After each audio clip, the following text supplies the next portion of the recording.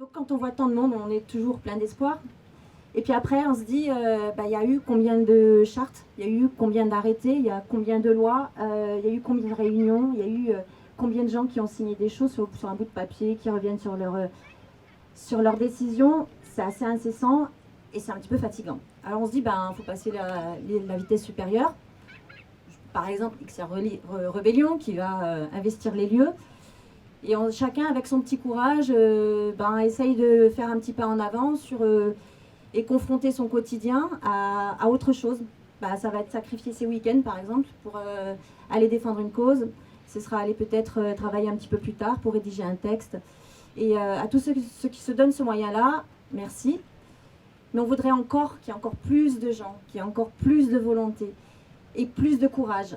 Et du courage, il en faut de plus en plus parce que face à nous, on a de plus en plus de répression, on a du fichage. Je pense notamment à la cellule Déméter qui est là pour ficher les personnes qui veulent, par exemple, dénoncer l'élevage intensif. Et quand on nous cache les choses, comment on fait? Eh bien, on rentre et puis on filme.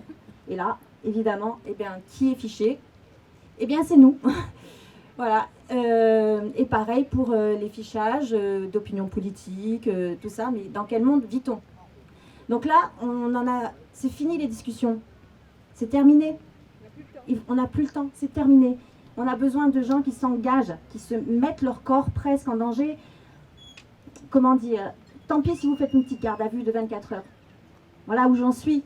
Vous voyez, qu'est-ce que ça coûte quand c'est pour les générations futures, quand c'est pour les animaux avec lesquels on partage cette planète, parce qu'on est dans une époque anthropocène où nous dirigeons tout, où nous allons avoir la solution à tout, alors que non.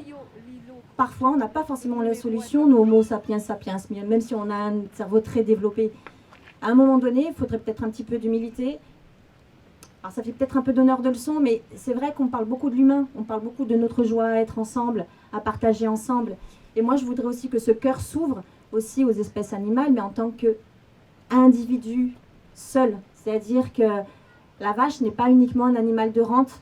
Elle n'a pas juste le droit de vivre parce qu'on l'exploite. C'est comme si vous mettiez au monde un enfant et celui-là, vous disiez, celui-là, j'ai le droit de le frapper parce que je l'ai mis au monde pour ça.